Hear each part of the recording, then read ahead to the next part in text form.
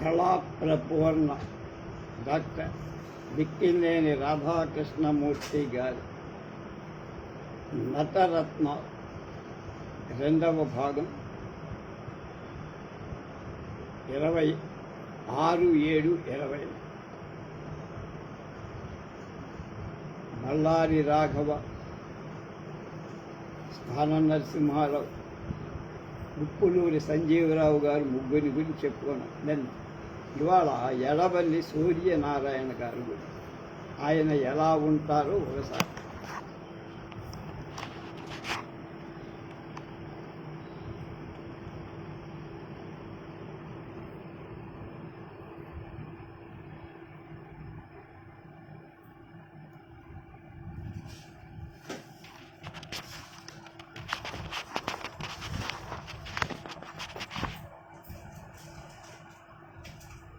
అవి గుంటూరులో నాట్యాచార్య ఎడవల్లి సూర్యనారాయణ, ఆంధ్రరత్న దుగ్గిరాల గోపాలకృష్ణయ్య, వంగల ఆంజనేయులు, బెల్లంకొండ నరసింహులు మొదలైన ఎమెచ్యూర్ క్లబ్ వారు స్థాపించి నాటకాలు ఆడుతున్న రోజు. రంగస్థలం మీద ఎడవల్లి ఎప్పుడొస్తారా అని ప్రేక్షకులు ఎదురు చూస్తారు. ఆయన రంగస్థలంపై అడుగు పెట్టగానే ప్రేక్షకుల హర్షధ్వానాలకు హారు ప్రతిధ్వనిస్తుంది. ఆయనలో ఉత్తమ నాయక పాత్రలకు అనువైన లక్షణాలు చాలా. సుందర విగ్రహం, చురుకైన కళ్ళు, మెలికలు తిరిగిన మీసాలు, రూపంలోని ఆకర్షణ, టీవీగా గంభీరంగా రాజసం ఉట్టిపడే విధంగా నడుస్తూ రంగస్థలం మీద ప్రత్యక్షమయ్యే ఈ విశిష్ట లక్షణాలతో ఆయన గుంటూరు నాటక రంగంలో నటరాజుగా కొద్ది కాలంలోనే పట్టాభిషేకం చేయించుకోగలిగారు. శ్రీ సూర్యనారాయణ ఆగర్భ శ్రీమంతుల కుటుంబంలో 1888లో గుంటూరులోనే పుట్టారు. ప్రాథమిక విద్య నుంచి మెట్రిక్ వరకు అక్కడే. విద్యార్థి దశలోనే ఆయన రాగయుక్తంగా పద్యాలు పాడుతూ స్నేహితుల్ని ముగ్ధుల్ని చేశారు. విద్యార్థి బృందంలో ఆయన పట్ల ఆదరాభిమానాలు చాలా ఎక్కువగా ఉండే. ఆంధ్ర నాటక పితామహుడు శ్రీ హరిప్రసాదరావు, బడిజేపల్లి లక్ష్మీకాంత కవి ఆధ్వర్యంలో గుంటూరు ఫస్ట్ కంపెనీ దేదీప్యమానంగా వెలుగుతున్న రోజులు. శ్రీ హరిప్రసాదరావు నటనా వైదుష్యం, శ్రీ లక్ష్మీకాంతం సంగీత శాస్త్ర ప్రాభవం సూర్యనారాయణకు ఆకర్షణలుగా కనం. ఈ విధంగా ఆయన ప్రముఖ నటుల ద్వారా, రచయితల ద్వారా, గాయకుల ద్వారా రంగస్థలిపై నటనను గురించి ఎన్నో విషయాలు నేర్చారు. సంస్కృత భాష నేర్చి నాటక లక్షణ గ్రంథాలు చదివిన నటుడాయి. అంతేకాదు విదేశాల్లో కీర్తి పొందిన ఉత్తమ నాటకాలు, ఆ నాటక కళను గురించి ప్రముఖులు రచించిన గ్రంథాన్ని సేకరించి విశేష విజ్ఞానం సంపాదించిన నటుడు కూడా.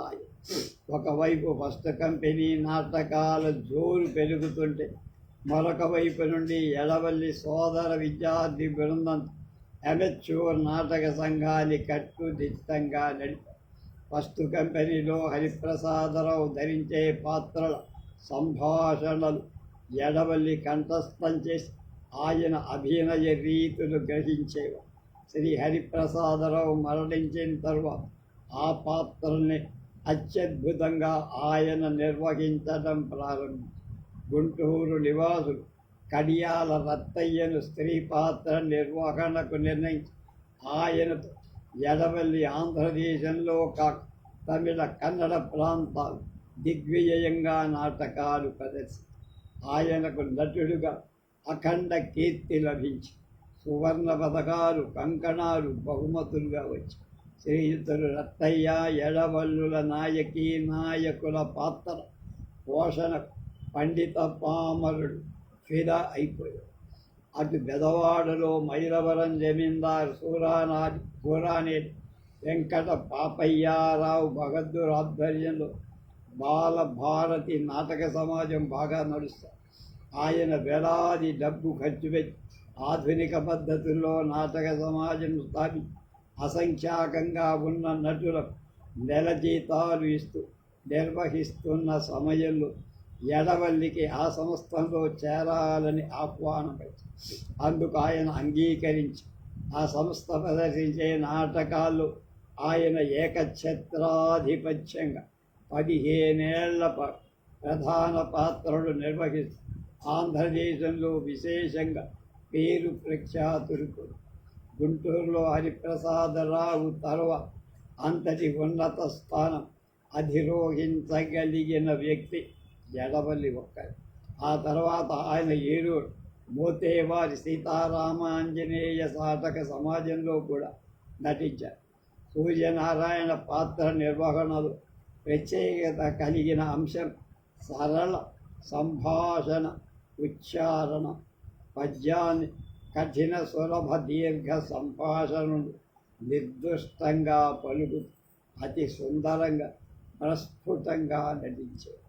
అందుకు ఆయన నిత్యం చేసిన కృషి అద్వితీయంగా అసమానమని.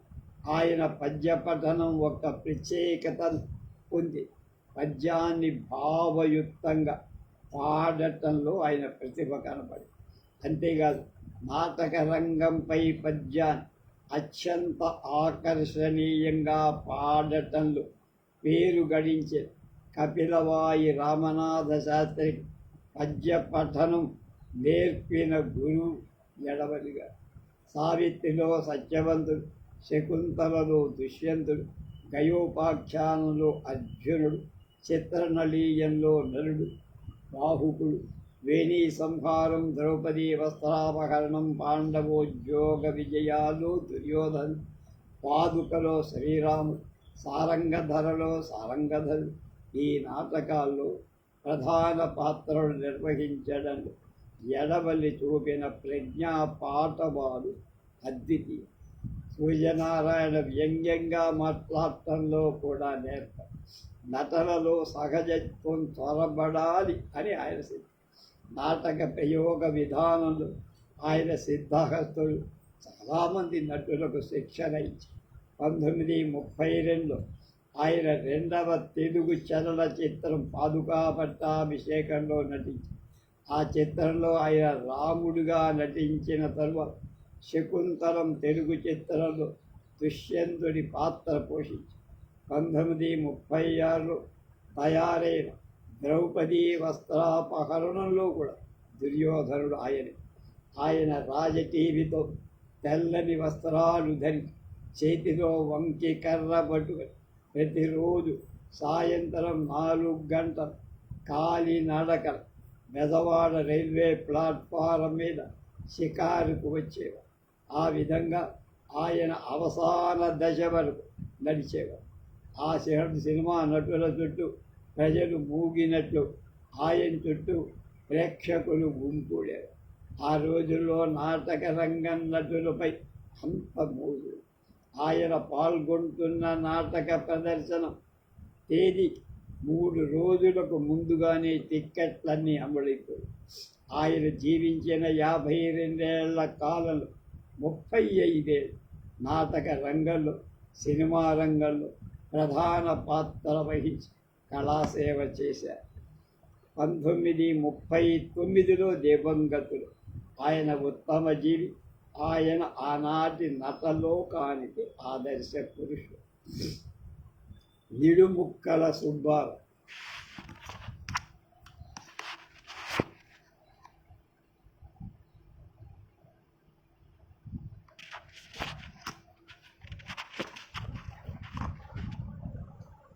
ధార్వాడ నాటక సంస్థ ప్రభావంతో ఆంధ్రదేశం ముఖ్య నగరాలను నాటక తృష్ణ ఏ విధంగా బయలుదేరిందో అదేవిధంగా ఆనాటి బెజవాడలో కాశీనాథుడి మల్లయ్య, కారుపర్తి నాగలింగం, సుబ్బయ్య నాయుడు మరికొందరు హిందూ థియేటర్ స్థాపించి బొబ్బిలి, తారాశశాంకం, హరిశ్చంద్ర నాటకాలు ప్రదర్శించి ఆ సమయంలోనే మైలవరం బాలభారతి నాటక సమాజం కూడా వచ్చింది. మైలవరం జమీందార్ శ్రీ సూరానేని వెంకట పాపయ్యారావు భగద్దర్ ఈ సమాజ పోషక. ఆ సమాజం పున్నమి చంద్రుడిలా ప్రకాశించిన రోజులు, రంగాలంకారాలతో, రకరకాల దృశ్య చిత్రాలతో నిండిన తెరలతో, రంగుల కాంతులు రంగంపై ప్రసరింపచేసే దీపాలతో నాటక ప్రదర్శన జరిగేది. ఆ ప్రదర్శనశాలకు 3 రోజుల ముందుగానే టిక్కెట్లు అమ్ముడైపోయి శ్రీయుతులు ఎడవల్లి సూర్యనారాయణ, ఉక్కులూరి సంజీవరావు, అద్దంకి శ్రీరామూర్తి, కపిలవాయి రామనాథ శాస్త్రి, పారుపల్లి సుబ్బారావు, గురసనాయుడు మొదలైన సుప్రసిద్ధ రంగస్థల నటులతో పాటు రంగభూషణ, నాట్య విశారద, నిడుముక్కల సుబ్బారావు గారిని కూడా మైలవరం బాలభారతి నాటక సమాజం ఆంధ్రదేశానికి పరిచయం చేసింది. 10 ఏళ్ల పాటు ఆ సమాజ నాటకాల్లో సుబ్బారావు గారు పాల్గొని ప్రసిద్ధ గాయకుడుగా, నటుడుగా కీర్తి పొందారు. బాల్యంలో సుబ్బారావు గారు బందర్లో కళానిలయంగా పేరు పొందిన బృందావనపురంలో కీర్తిశేషులు ముత్తరాజు సుబ్బారావు స్థాపించిన చిత్ర కళాభివర్ధని నాటక సమాజంలో బాల వేషాలు వేశారు. తర్వాత ఆయన పురపాలక సంఘాలలో శానిటరీ ఇన్స్పెక్టర్ ఉద్యోగాలు చేస్తూ నాటక ప్రదర్శనలో పాల్గొనేవారు.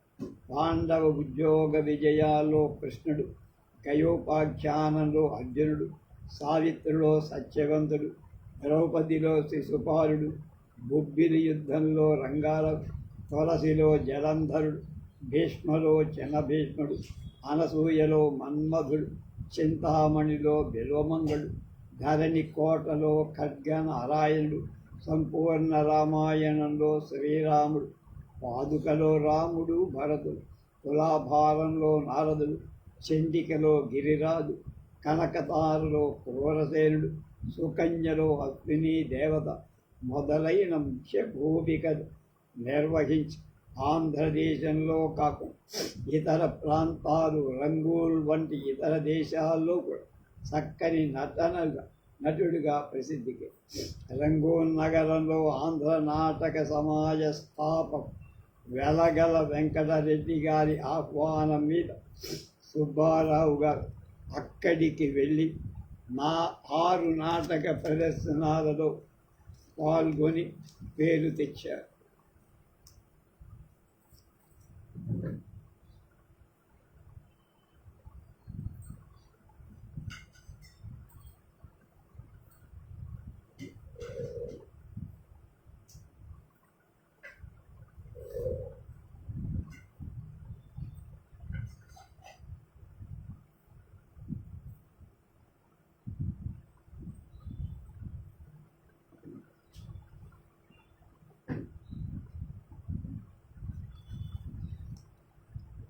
సావిత్రి నాటకంలో సత్యవంత పాత్ర నిర్వహణ మెచ్చుకొని సింధియా నావిగేషన్ కాంట్రాక్టర్ శ్రీ రెడ్డి సన్యాసయ్య గారు వెండి తాడు సుబ్బారావు గారికి బహుమతి.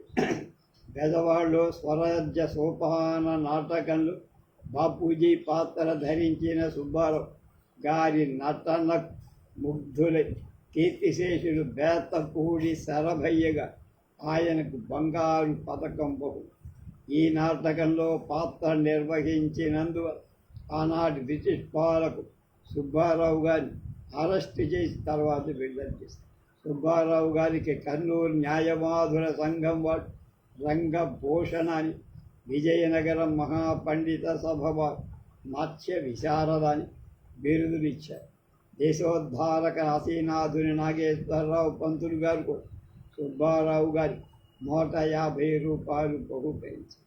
ఆ రోజుల్లో నిజాం మంత్రిగా ఉంటున్న కృష్ణప్రసాద్ గారు గయోపాఖ్యానంలో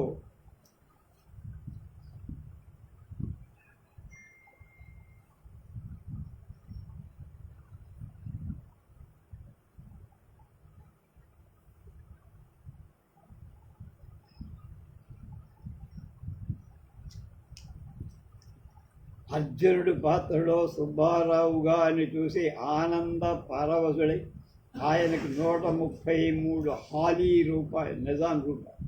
కాశ్మీరు శాలువా, బంగారు కాసు బహుపే, సతీసుంజ కన్య నాటకంలో అశ్విని దేవత పాత్రలో ఆయన చూపిన నటన వల్లూరి జమీందారు రంగస్థలం మీదికి వచ్చి 50 రూపాయలు బహుపే.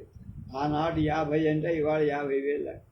రంగస్థల నటుడుగా కాక సుబ్బారావు గారు వెండి తెర నటులుగా కూడా 3 తెలుగు చలనచిత్రాల్లో నటించారు. సతీ సావిత్రిలో సత్యవంతుడు, రుక్మిణీ కళ్యాణంలో శిశుపాలుడు, పాశుపతాస్త్రంలో అర్జునుడుగా నటించారు. అంతేకాకుండా హిజ్ మాస్టర్స్ వాయిస్ కంపెనీ వారు, సన్ రికార్డ్ కంపెనీ వారు ఆయన పాడిన పాటలు పద్యాలు 35 రికార్డులుగా చేశారు. 1960లో తణుకులో ఆంధ్ర నాటక కళా పరిషత్తు వారు ఆయన్ని సన్మానించారు. పూర్వం నాటకాల్లో అభినయానికి కొద్దిమంది నటులు మాత్రం ప్రాముఖ్యం ఇచ్చారు. చాలామంది నటులు సంగీతానికే ఎక్కువ ప్రాధాన్యం ఇచ్చారు. భావ ప్రకటనలు, వేషధారణలు ఈనాడు ఔత్సాహిక నటులు చూపుతున్న ఉత్సాహంగా, అభిలాషగా పూర్వ నటులకు లేదని సుబ్బారావు గారు, జిడుముక్కల సుబ్బారావు గారు చెప్పారు. 1956లో ఆయన భార్య చనిపోయారు. ఆంధ్ర నాటక రంగం 4 దశాబ్దాల నటుడిగా వెలుగొందిన జిడుముక్కల సుబ్బారావు 75వ కీర్తిశేషులయ్యారు. బెల్లంకొండ సుబ్బారావు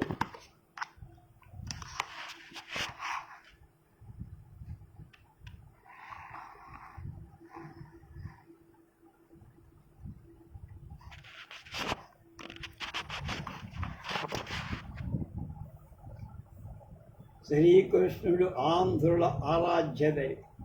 కృష్ణావతారం గురించి, కృష్ణుడి అద్భుత లీలల గురించి తెలియని వాళ్ళు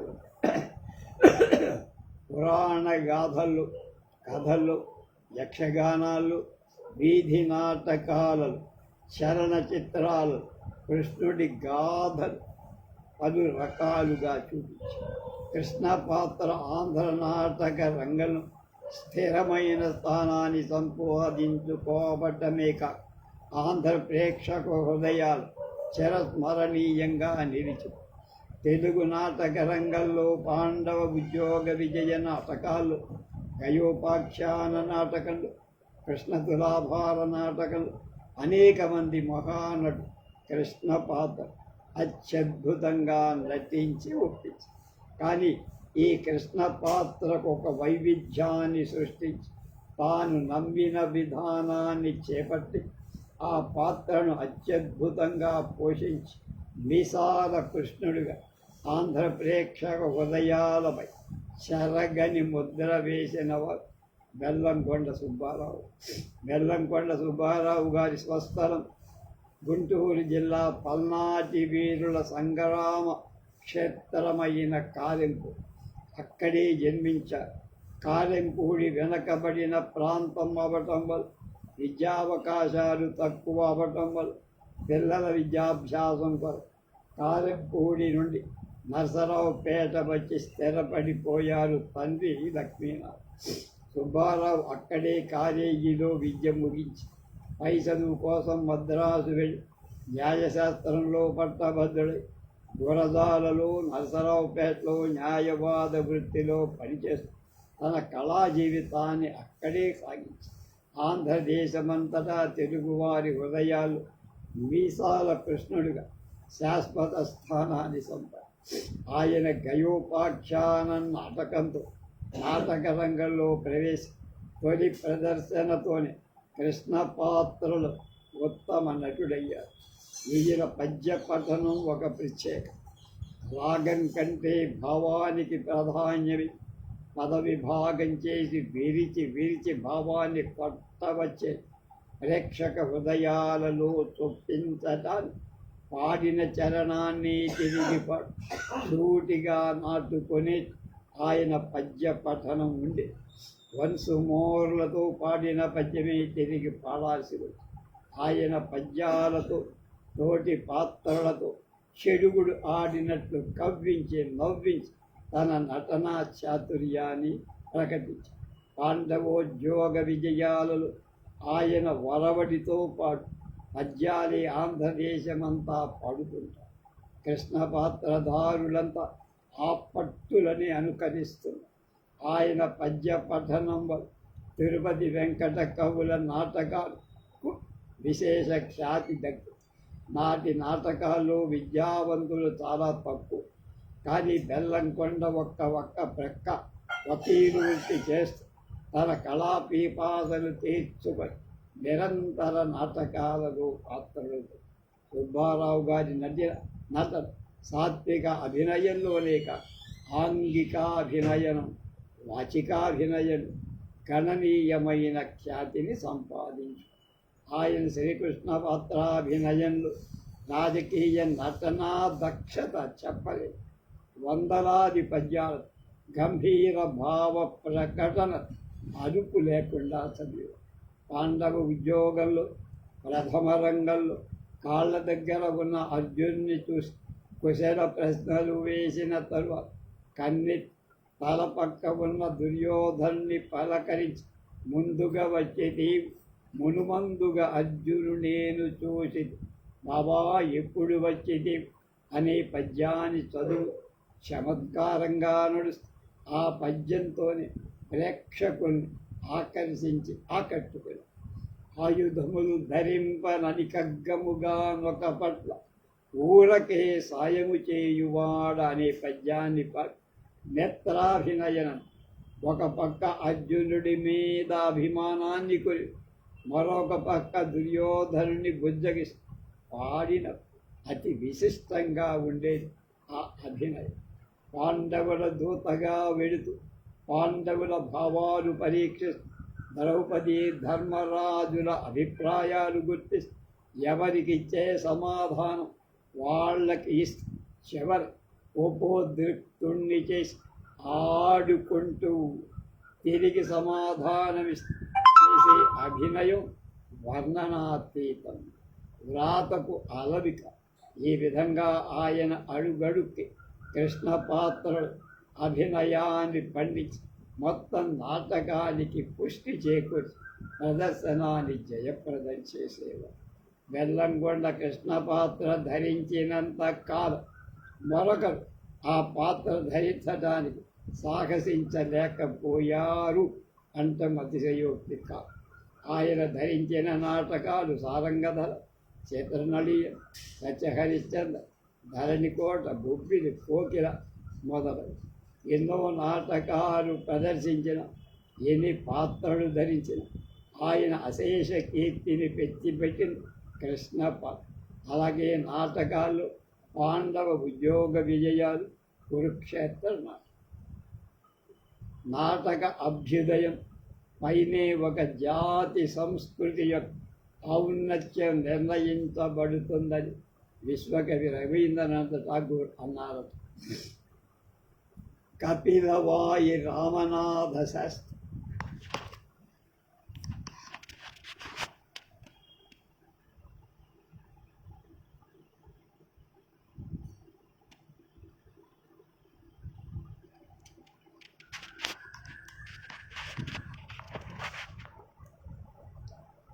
ఆంధ్ర నాటక రంగంలో ఒక దశాబ్దం ఉజ్వల తారగా ప్రకాశించిన కపిలవాయి రామనాథ శాస్త్రి గారి స్వగ్రామం కృష్ణా జిల్లా విజయవాడ తాలూకా మంతెన బ్రాహ్మణ కుటుంబం.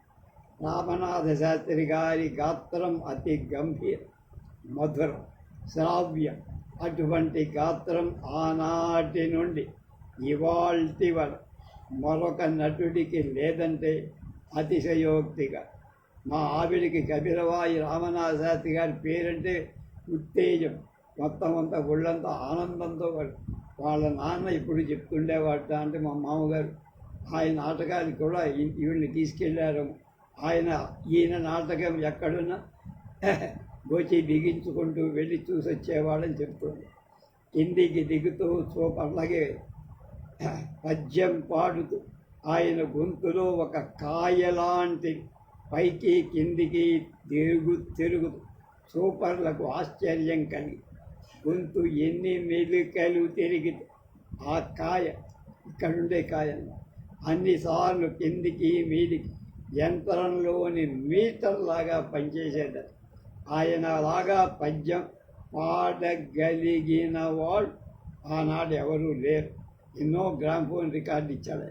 శ్రీ రామనాథ శాస్త్రి గారి నటనలు, పద్య పఠనలు శిక్షణ ఇచ్చిన వారు ఎడవల్లి సూర్యనాథ్. ఒకసారి ఒరే శాస్త్రి, ఈ పద్యం ఎలా పాడాలిరా అని అడిగారు.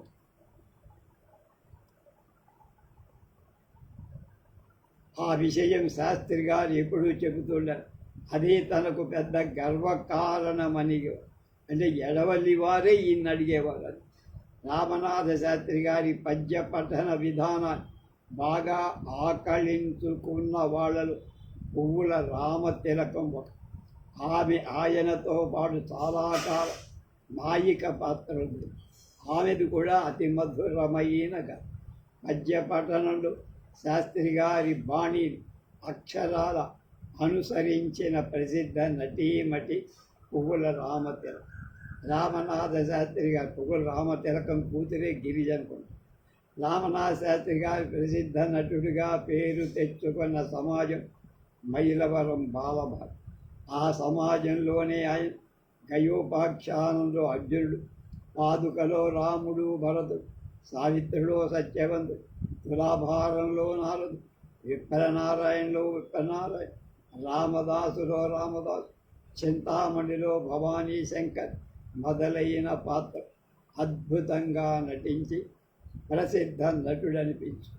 శాస్త్రి గారి నాటకమంటే ప్రేక్షకులు తండోపతండాలుగా వచ్చేవారు. ఆనాడు చలనచిత్రాలు లేవు. విజయవాడ వంటి పట్టణంలో Mylavaram theatre, Maruti cinema hall, Durga Kalamandiram మొదలైన థియేటర్లలో అన్ని నాటకాలే ఆడేవారు. ఆయన చాలా కాలం మైలవరం కంపెనీలోనే పాత్రలు ధరించి ఆ తర్వాత ప్రతిరోజు ఏదో పట్టణంలో శాస్త్రి గారు నటిస్తూనే ఉండేవారు. ఆనాడు ప్రతి కాంట్రాక్టర్ శాస్త్రి గారు కొరకు ఎగబడేవారు. రామనాథ శాస్త్రి గారు ఇచ్చినని గ్రామఫోన్ రికార్డు ఆనాడు ఈనాడు కూడా ఏ నటుడు ఇవ్వరు. ప్రతి పట్టణంలో, ప్రతి గ్రామంలో, ప్రతి షాపులో ఉన్న ప్రతి గ్రామఫోన్లో శాస్త్రి గారి రికార్డులే వినపడతాయి. మనకి యూట్యూబ్లో ఇప్పటికీ ఉన్నాయి. గ్రామ్ఫోన్లో ఒక పాట వినడం ఆనాడు ప్రజానీకానికి ఒక విందు. ప్రతి గ్రామఫోన్లు తండోపతండాలుగా శ్రోతలు గుమికూడి ఉండేవారు. ఎవరింట్లో ఉన్న గ్రామ్ఫోన్ ఉంటే జనం చుట్టుపక్కలంతా వచ్చి పెళ్ళిళ్ళలు, శుభకార్యాలు, శాస్త్రి గారి రికార్డు కాలక్షేపం. ఆనాడు ఇవాళ సినిమా తారలకున్నంత పేరు ప్రఖ్యాతి ఆనాడు రామనాథ శాస్త్రి గారు. దాదాపు కొన్ని వేల రూపాయలు ఆయనకు రికార్డుల ద్వారా ప్రతిఫలం పుట్టే. రామనాథ శాస్త్రి రికార్డులకున్నంత డిమాండ్ ఏ నటుడి రికార్డుకి తెలియదు. ఆయన పాడిన పాటల్లో ప్రఖ్యాతి వహించిన రికార్డు స్థిరమైన నడబడి జనులందర సర్వేశ్వరుండగు శౌరి కింకరు చేయి సీతాధరా జాత మొదలైన పద్యాలు పురి భజింతును గోవిందుని మది ఏది గతి నాకు నమస్తే నా ప్రాణనాథ నాకీ రాజ్యము కావలినంటినటే భలే మంచి చౌక బేరం మొదలైన పాటలు బహుజనాదరణ. రాష్ట్రంలో కొన్ని వేల రికార్డులు తమిళనాడులో, మైసూరులో విశేష ప్రశంసలు పొందారు. ఆనాడు బాగా కాడగలిగిన ఉత్తమ నటుడు ఆయన. సాత్విక అభినయానికంటే ఆంగిక అభినయాన్ని, సంగీతాభినయాన్ని ఎక్కువ ప్రాముఖ్యమించి ఒక్క మాటలో చెప్పాలంటే ఆనాడు పాట రానివాడు నటుడు కాదు. రామనాథ శాస్త్రి పద్యం పాడితే వన్స్ మోర్లే వన్స్ మోర్, మళ్ళీ మళ్ళీ మళ్ళీ మళ్ళీ పాడించు. శాస్త్రి గారు ఒకే రాత్రి 2 పట్టణాలు నాటకాలు ప్రదర్శనలు పాత్రలు ధరించేవారని ఆయన ఎంత తీరిక లేకుండా పనిచేసేవాళ్ళు అర్థం. ఆయన చివరి దశలో చిన్న చిన్న పట్టణాలు శాస్త్రి నాటకం అంటే ప్రజలు నమ్మేవాడు కాదు. శాస్త్రి గారు ఏమిటి, ఇక్కడ నాటకాలు ఏమిటి అనేవారు. శాస్త్రి గారు వచ్చారనే దానికి నిరంతరంగా రాత్రి నాటకం అనుకుంటే ఉదయం బండి మీద ఊరేగించారు. నిజంగా అది కపిలవాయి రామనాథ శాస్త్రి యుగం. భైరవరం బాలభారతిలో ఎడవల్లి వారి తరువాత అంతటి స్థానాన్ని సంపాదించిన వారు కపిలవాయి రామనాథుడు. ఆయన కేవలం పాఠకుడే కాక వాచికాభినయనంలో కూడా ప్రత్యేక పద్ధతి పొందారు. అందువల్లనే ఆనాటి నటులందరికీ అగ్రస్థానం అక్కడ. ఆయన చాలా దుర్బల శరీరం, సన్నగా పొడుగ్గా ఉండే వెడల్పాంటిగా విశాల నెత్త, మెడ మీదికి వాలిన గెలజాల జుట్టు, నూనూగు మీసాలు, సైకిల్ కట్టు ఆయన ప్రత్యేకత. కొద్ది కాలంలో ఆంధ్రదేశమంతా పేరు ప్రఖ్యాతులు సంపాదించుక శాస్త్రి గారు 35 సంవత్సరాల వయస్సులో స్త్రీలోలుడై మద్యపానానికి బానిసలై చనిపోయారు. మద్యం చేవిస్తే తప్ప రంగస్థలంపై నిలబడలేని స్థితి. రంగస్థలం మీదికి వచ్చి ఒక పద్యం పాడిన తర్వాత పురహలేని పరిస్థితులు కూడా ఒకసారి రాజమండ్రిలో ఈ పరిస్థితిని చూసిన ప్రేక్షకులు సహించలేక ప్రేత కొట్టుకుని తిరిగి అదే రంగస్థలం మీద శాస్త్రి గారు నాటకం ప్రదర్శి ఏ ప్రేక్షకుల ఆగ్రహానికి గురయ్యారు వారి చేత సన్మానంతో ఆయన జీవించినంత కాలం 2 చేతులా సంపాదించి దురభ్యాసాలు కొంగదీసి ఆరోగ్యం చెడిపోయి రంగస్థలం మీద నిలబడలేని స్థితి. ఒక పద్యం పాడేసరికి అలిసపోయి రెండవ పద్యం పాడకుండా రంగస్థలం నుంచి నిష్క్రమించి కమీపి ప్రేక్షకుల సానుభూతి చూపడం మినహా ఆదరించలేక ఇంతలో మూకీ చిత్రాలు పోయి తెలుగు టాకీలు శాస్త్రి గారిని బాలకృష్ణ కృష్ణ తులాభారం తెలుగు చిత్రంలో నారద పాత్రకు కలకత్తాలో చిత్రం నిర్మించబడిన తర్వాత విజయవాడకు ఆరోగ్యం పూర్తిగా పోయింది. 1935 మే నెల మండు వేసవిలో విజయవాడ గాంధీనగరం స్వగృహంలో ప్రారంభం. ఆంధ్ర నాటక రంగం ధృవతారగా వెలిగిన శాస్త్రి ఎంత డబ్బు సంపాదించి అవసాన దశ చిల్లి గవ్వలే చనిపోయింది. నిజంగా ఆయన జీవితం అందరి నటులకు గుణపాఠం. పారుపల్లి సుబ్బారావు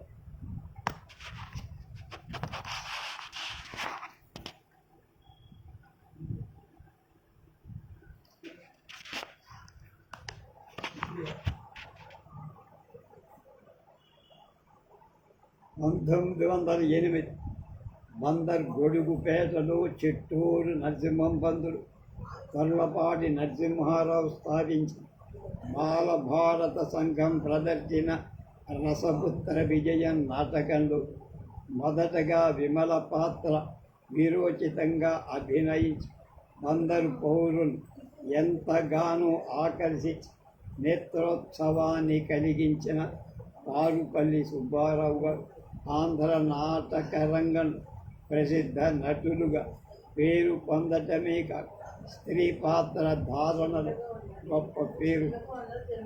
పారుపల్లి సుబ్బారావు గారు కృష్ణా జిల్లా దివి తాలూకా శ్రీకాకుళం బందరు బాలభారత సంఘంలో పాత్రలు ధరించి తర్వాత కొంతకాలానికి తెనాలి నాటక రంగంలో కొన్ని పాత్రలు ధరించి తర్వాత మద్రాసు సుగుణ విలాస సభలు బెజవాడ మైలవరం బాలభారతి నాటక సమాజం ప్రముఖ నటులుగా పేరు.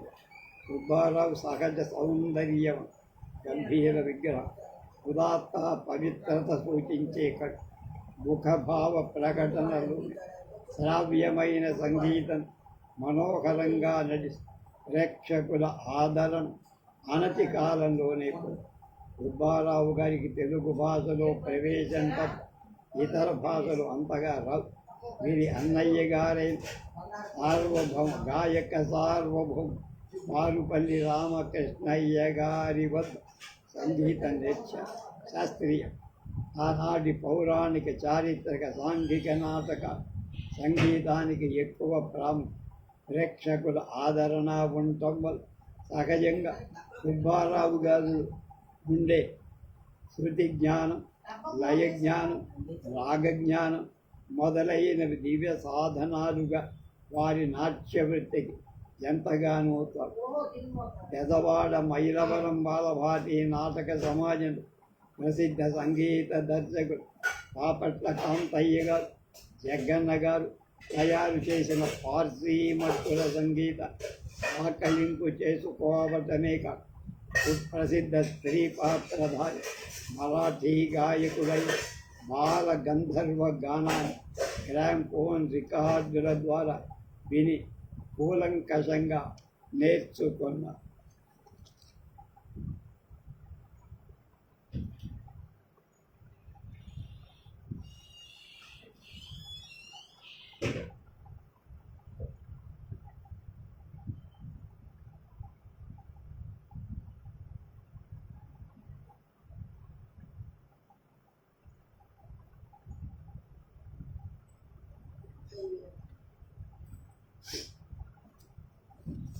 అమర గంధర్వ గానంతో ఆంధ్రదేశాన్నంతా ఉర్రూతలూగించిన ఆంధ్ర గంధర్వ జొన్నవిత్ర శేషరావు గారి సాహచర్యంతో రసవత్తమైనటువంటి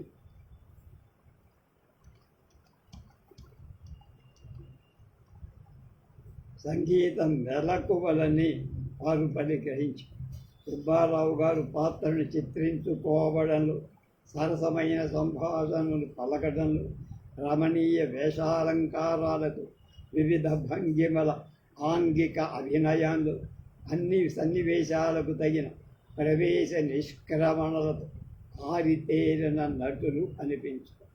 ఆయన భావాన్ని ప్రకటించడం నిగ్గుతేలిన, ఆయన ఆర్ద్రమైన నేత్రాభినయం కరుణ శృంగార పాత్రలకెంతో అనుగుణంగా ఉండేది. ఆయన స్వరద్రోపం స్వచ్ఛమైన ఉదాత్తమైన నాయిక పాత్రకు తగినట్లుగా ఉంది. ఆనాడు రాజమండ్రి నాటకంలో స్త్రీ పాత్రాభినయనుడు శ్రీగిస్తిశేషుడు, ముప్పిడి బుగ్గ జగ్గరాజు ఉదాత్త నాయక పాత్రధారణలు ఉన్నతమైన స్థానాన్ని అలంకరించారు.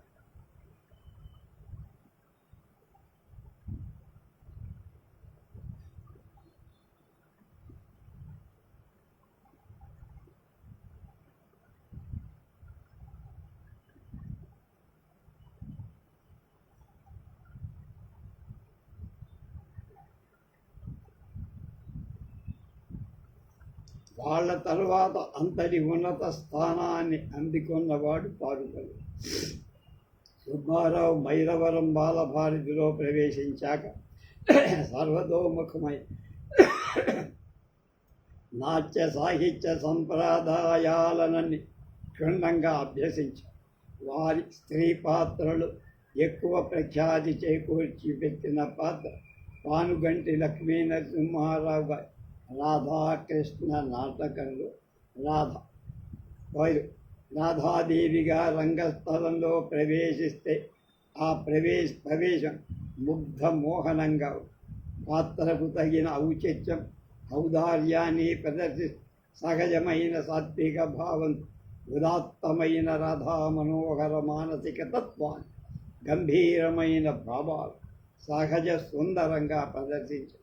సుకుమారమైన వయ్యారపు నడక, నగిసి ముస్తాబుతో, మందస్మితమైన చిరునవ్వుతో మూర్తీభవించిన రాధగా పారుపల్లి సుబ్బారావు చిరస్మరణీయులు అయ్యారు. వారికి రాధ పాత్ర ఎనలేని కీర్తి గడించి నాటికి నేటికి పానుగంటి వారి రాధ ప్రదర్శించిన వారి తరువాత ఇంకొకరు లేరు.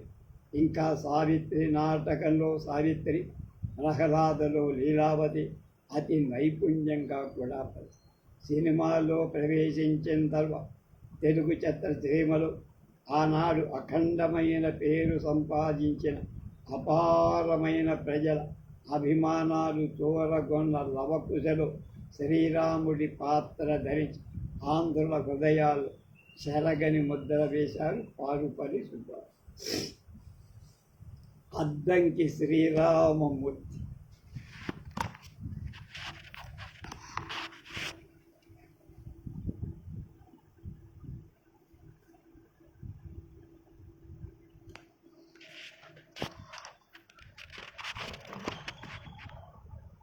అభిజ్ఞాన శాకుంతలలో కణ్వమర్షి, హరిశ్చంద్రలో హరిశ్చంద్రుడు, వీరబాహుడుగా, పాదుకలో దశరథుడుగా, కురుక్షేత్రంలో ధర్మరాజుగా నటించి అఖండమైన పేరు ప్రఖ్యాతు సంపాదించుకొని సుప్రసిద్ధ రంగస్థల చలనచిత్ర నటుడు, సంగీత విద్వాన్ శ్రీ అద్దంకి శ్రీరామ్. ఆయన 1898 సెప్టెంబర్ 21 గుంటూరు జిల్లా కలవకుర్రు గ్రామంలో సంగీతానికి పుట్టినిల్లైన గౌరవ కుటుంబంలో జన్మించి తండ్రి పరమ భక్త్యావేశంలో భగవల్లీలలు కీర్తిస్తూ అష్టపదు తరంగాలు ఆలపిస్తూ కాలక్షేపం చేసేవాడు.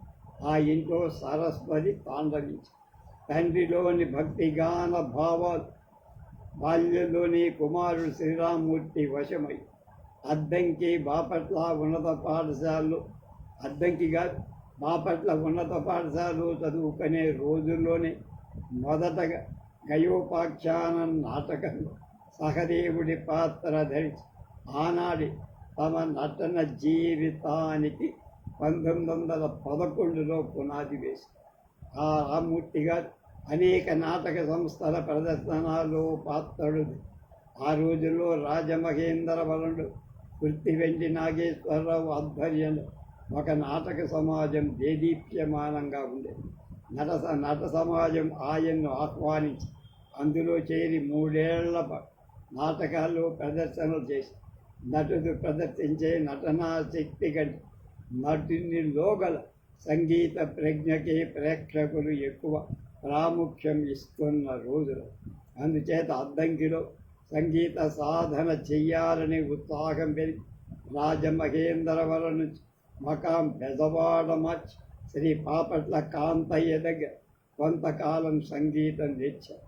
తర్వాత సంగీత సార్వభౌము శ్రీ పారుపల్లి రామకృష్ణయ్య గారి దగ్గర 10 ఏళ్ళు సంగీతం నేర్చుకొని సంగీత విద్వాన్గా శాశ్వతమైన పీఠం ఏర్పాటు చేశారు. రంగస్థలంపై పద్యాల పఠనంలో ఆయన శాస్త్రీయ సంగీతం ప్రయోగించి ఆ సంగీతాన్ని నాటక కళారంగం గౌరవ స్థానం కల్పించి పద్య పఠనంలో సంగీత సాహిత్యాలకు సమాన ప్రాముఖ్యమిచ్చి ఒక నూతన విధానాన్ని మార్గదర్శకులయ్యారు అద్దంకి. బందరు బాలభారతి సంస్థ నాటకంలో అద్దంకి కొంతకాలం ఉన్నారు. మైలవరం బాలభారతి నాటకంలో సమాజంలో ఏలూరు సీతారామాంజనేయ నాటక సమాజంలో ముద్దందులైన నటులు ఉండేవారు.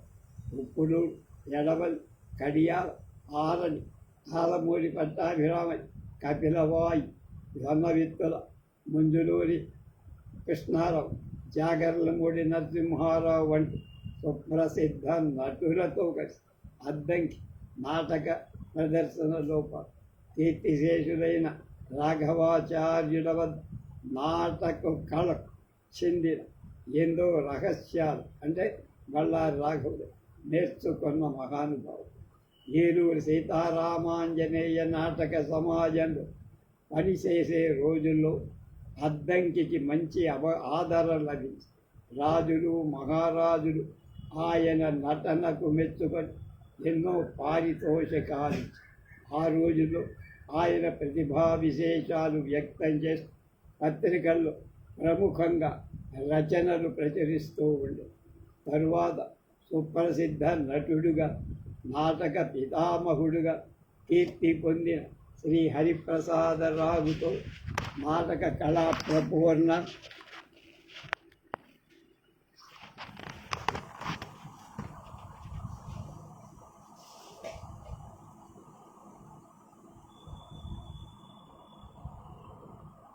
బళ్ళారి రాఘవాచార్యులతో కలిసి అద్దంకి నాటకాల్లో వివిధ పాత్రలు ధరించిన ఆ ప్రముఖుల నటనకు సమాన స్థాయిలో నటించి పెద్దల ఆశీర్వచనాలు పొంది సినిమా ప్రభావం అంతగా పెరగని ఆ రోజులు గ్రామ్ఫోన్ రికార్డుల ప్రాముఖ్యం ప్రజల్లో ఎక్కువగా ప్రతి గ్రామఫోన్ పాటం వందల సంఖ్యలో ప్రజలు వినేవారు.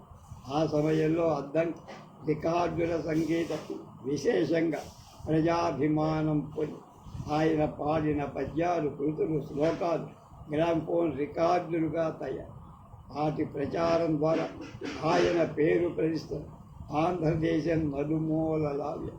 నాటక రంగంలో పేరు గడించిన నటులే చలనచిత్రంలో ప్రవేశించే రోజు అద్దంకి కూడా ఆ విధంగా వెండి తెర పరిశ్రమలో అడుగుపెట్టి దాదాపు 25 సినిమాల్లో నటుడిగా కీర్తిపోయారు. 1939లో ఆకాశవాణి మద్రాసు కేంద్రం నుంచి గంట కాలం సాగిన సంగీత కార్యక్రమంలో పాల్గొని శ్రోతలు, కార్యక్రమ నిర్వాహకులు ప్రశంసలు, సంగీత కచేరీ చేశారు. అందుకు పండిత సభల్లో ఆయన సువర్ణ ఘంటా కంకణాల బహుమతులు పొంది ఆనాటి నుండి ఇవాల్టి నాటక సినిమా రంగాల్లో గౌరవనీయుడు, ఉత్తమ నటులుగా ఆయన పేరు పొంది ఎన్నో ఏళ్ళు నాటక కళా పరిషత్తు కార్యనిర్వాహక సభ్యులుగా, ఆంధ్రప్రదేశ్ సంగీత నాటక అకాడమీ ఫెలోషిప్ పదవి పొంది అకాడమీ సభ్యులుగా ఎంతో సేవలు. ఆయన జీవితంలో 50 సంవత్సరాల కాలం నాటక రంగ అనుభవాలతో గడిచి ఈనాటికి ఆయన పద్య పఠన ప్రత్యేకత చిరంజీవిగా లేదు. ఆయన ఏ పాత్ర ధరించిన ఆ పాత్ర మనోభావ ప్రేక్షక హృదయాల హత్తుకునే విధంగా నటించారు. ఆయన అభిమాన పాత్రలు 3 చెప్పాలి. అవి పాదుకలో దశరథుడు. ఆయన దశరథుడు పాత్ర పోషిస్తూ శ్రీరాముడు అరణ్యానికి వెళ్తూ దుఃఖించిన సన్నివేశం చాలామంది చెప్తారు. జనం కూడా కన్నీరు కార్చేవాళ్ళు. అలాగే అభిజ్ఞాన శాకుంతలంలో కణ్వ మహర్షి, పాండవ ఉద్యోగ విజయాల్లో ధర్మరాజు, ఆయన బహుముఖ ప్రజ్ఞావంతుడని కీర్తికెత్తిన పాత్రలు కూడా గద్యం పలకటం, పద్యం ఆలాపించడంలో ఆయనకు ఆయనేస. రంగస్థలం మీద ఆయన్ని నిండైన విద్య. నటుల్లో చాలా అరుదుగా అన్ని శాఖల్లో ఆయన ప్రావీణ్యం కలిగి నటుడుగా అద్దంకి అంతటి ప్రజ్ఞావంతుడు కావటం వల్ల 50 ఏళ్ళు ఆంధ్ర నాటక రంగస్థలంపై స్వైర విహారం చేసి ఆయనకు మద్రాసు కళాకారు ఘన సన్మానం అవసాన దశలో పక్షవాత వ్యాధితో చనిపోయాడు.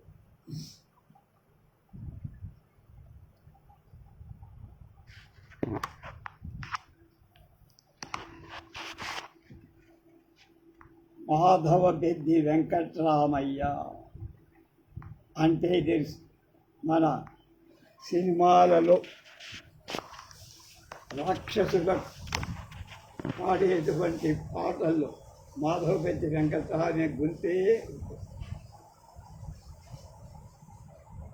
భాగవతుల రాజగోపాలం త్రిపురారి భట్ల వీరరాఘస్వామి గారు ఆధ్వర్యంలో 1921లో తెనాలిలో స్థాపించబడి రామ విలాస సభ, పెద్దిభట్ల చలపతిరావు, స్థానం నరసింహారావు, గోవిందరాజుల సుబ్బారావు, పులిపాట వెంకటేశ్, తెల్లలమరి సుందరరామయ్య, ఏలేశ్వరపు కుటుంబ శాస్త్రి, లక్కరాజు విజయ గోపాలరావు మొదలైన సుప్రసిద్ధ నటులను ప్రసాదించి అందులో ఒకరు మన మాధవ పెద్ది.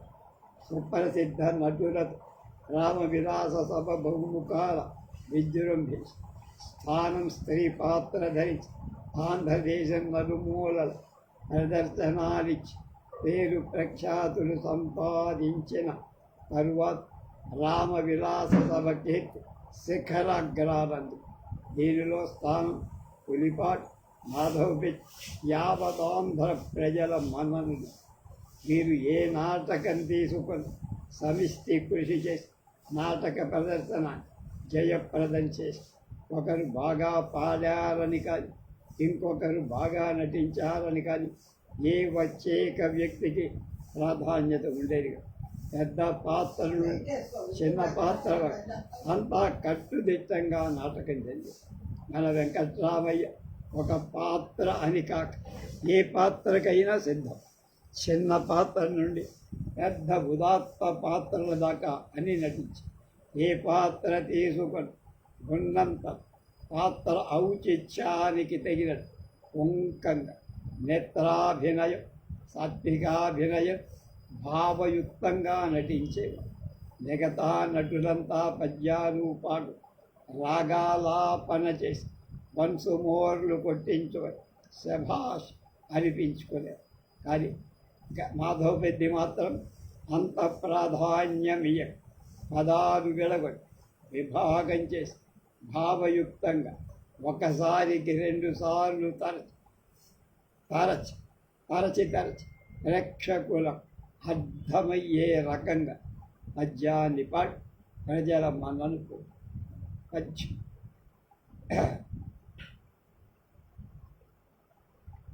మన ఘటోత్కచుడి సినిమాలో వివాహ భోజనం వింతైన వంటకం ఆ పాట, అలాగే దారుకుడి పాట ఇక్కడ కృష్ణ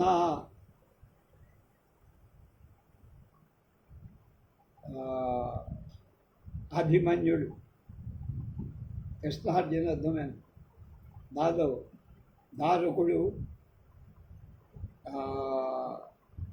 సుభద్రను తీసుకెళ్ళి అక్కడ దించడం ఆ ఘటోత్కచుడి దగ్గర ఆ పాత్ర సాత్విక చలనాలు నేత్రాల కదలిక చిరునవ్వుతో ఉదాత్తమైన భావగాంభీర్యం దుర్యోధనుడి పాత్రకి కీచకుడి పాత్రకి ఇలా హిరణ్య పాత్రకి అన్నిటికీ పద్యాలు పాడాలన్నా పాటలు పాడాలనే వెంకట్రామయ్య.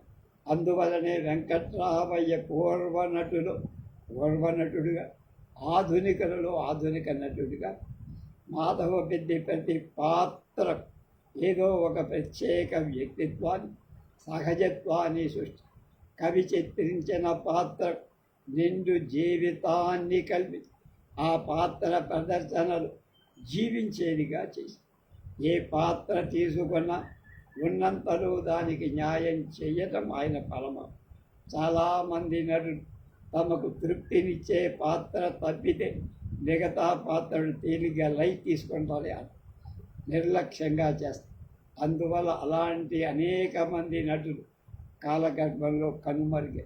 ఎన్నో మంచి లక్షణాలు ఉండటం ఈనాడు మనం మాధవపెద్దిని ఇంకా గుర్తుపెట్టుకుని నటుడికి కావాల్సిన ఆజానుబాహు విగ్రహం అయి అవయవ సౌష్ఠవం కలిగిన నిందైన రూప్ స్వరద్రూపం వేషం వేసుకొని రంగస్థలం మీదికి ప్రవేశిస్తే నడకలు ప్రవేశంలో ప్రత్యేకత ఉండే కుందాతనం ఉండే రాజసం ఉండే రణగుణ ధ్వనితో నిండి ఉన్న ప్రేక్షకం జనం ఆయన ప్రవేశంతో నిశ్శబ్దమై అంటే ఆయన పాత్ర ప్రవేశం ఎంత గొప్పగా ఉండేదో ఉంది.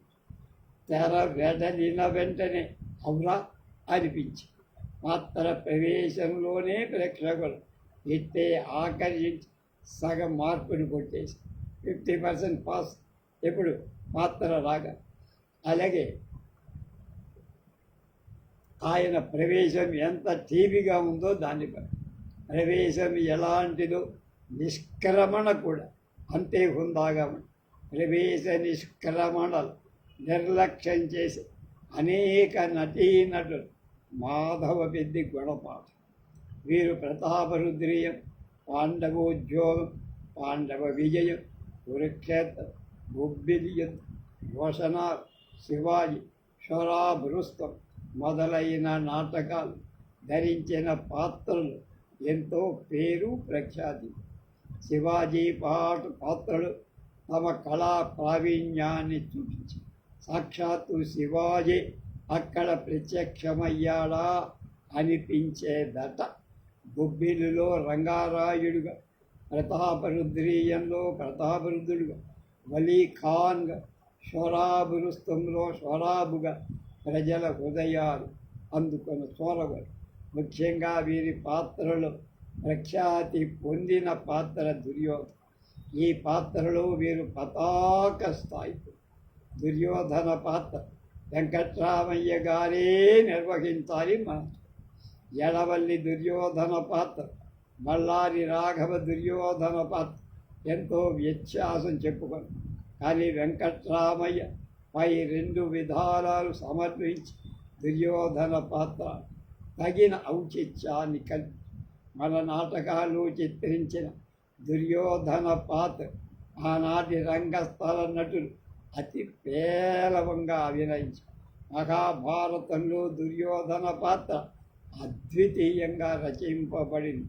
తిక్కర చేతిలో అది మూర్తీభవించి ఆనాటి నటులు అనేక దుర్యోధన పాత్ర ధారణలు ఏమాత్రం నిలకడ లేకుండా ఓర్పు సహనాన్ని మూలకు పెట్టేసి అరవడం, కేకలేయడం, రంకెలు, ఆర్భాటాలు చేయటంతో సరి. కానీ మాధవ రెడ్డి దుర్యోధన పాత్ర దుర్యోధనుడి రాజకీయ దురంధరత, చాకచక్యం, పాండవులను ఏ రూపంలో వంచన చేయ, నాయకత్వాన్ని ఎలా చేపట్ట, కౌరవుల్ని తన అదుపులో ఎట్లా ఉంచుట అనే మద్దనతో ఉదాత్తంగా నిర్వహి. ఉద్యోగ విజయాలలో ఇక ముందు ఎవ్వరు దుర్యోధన పాత్ర ధరించిన మన వెంకట్రామయ్య ఆ సమయానికి గుర్తుకు రాక మాను. ఆయన బాగా జీర్ణించుకొంచి నటించిన పాత్ర దుర్యోధన. ఆయన ఆ పాత్ర ఔచిత్యం కొరకు మహాభారతాన్నంతా వల్లించాడు.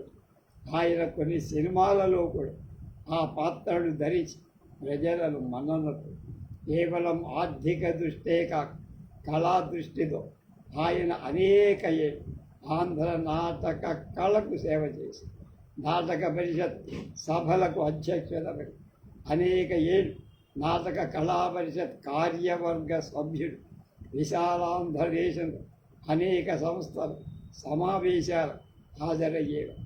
అనేకులను శిష్యులుగా తయారు. వెంకట్రామయ్య 60 సంవత్సరాలు నిండేవారు. ప్రతిరోజు ఏదో కొద్దో గొప్ప వ్యాయామం కూడా చేసి ఆరోగ్యాన్ని, అంగసౌష్ఠవాన్ని ఎంతగానో కాపాడుకొన్నట్టు. ఆంధ్ర నటుల దురభ్యాసాలైన ఏ తాగుడి, వ్యభిచారాన్ని గురయ్యారు. ఆ దురభ్యాసాల చాలా దూరంగా ఉన్నారు మాధవ పెద్ది. కానీ వారిని ఒక అలవాటు పొంగదీసి అది పేకాలు, అంతకు మినహా దురభ్యాసాలు లేవు.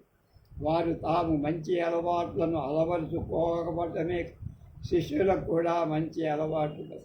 ఇతర గురువుల మాదిరి కాక తమ శిష్యులకు పద్యం ఎలా పాడాలో, ఎక్కడ స్థాయి ఎక్కువగా ఉండాలో, ఎక్కడ తక్కువ స్థాయిగా పడబాలో ఆ నడకలో హవభావ, ముఖ కవళిక, కదలిక, నేత్రాభినయం, పద్యానికి తగిన రాగం, పద విభాగం, సంభాషణల విరామ సంధులు, స్వచ్ఛమైన ఉచ్చారణ ఆయన నేర్పారు.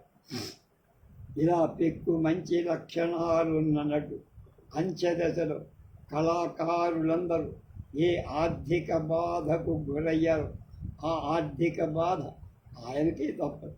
ముఖ్యంగా ఆయన ఆర్థిక బాధే కుంగదీసింది. ఆంధ్ర నాటకంలో మేటి నటుడిని సంపాదించుకున్న సుప్రసిద్ధ ఆంధ్ర నటుడు మాధవ పెద్ది వెంకట్రామయ్య 1957 మార్చి 19 తెనాలిలో సొంత ఇంట్లో 60 ఏళ్ళ కాలధర్మం. జన్మస్థలం తెనాలి తాలూకా బ్రాహ్మణపూర్. యుక్త వయస్సులోనే రామ విలాస సభలో చేరారు. సరిపోయేదాకా తెనాలిలో కాదు. ఒక ప్రతిభావంతుడైన నటుడిని కోల్పోయింది ఆంధ్ర నాటక.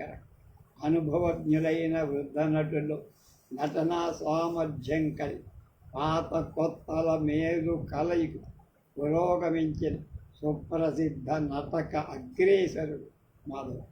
కళాసేవి, రసజ్ఞుడు, పరోపకార పారాయణుడు, అమృత హృదయుడు అయిన వెంకట్రామయ్య ఆదర్శాలు, పద్ధతులు, నటనా విధానాలు ఆంధ్ర నటీమణుల ఆస్తిపాలు.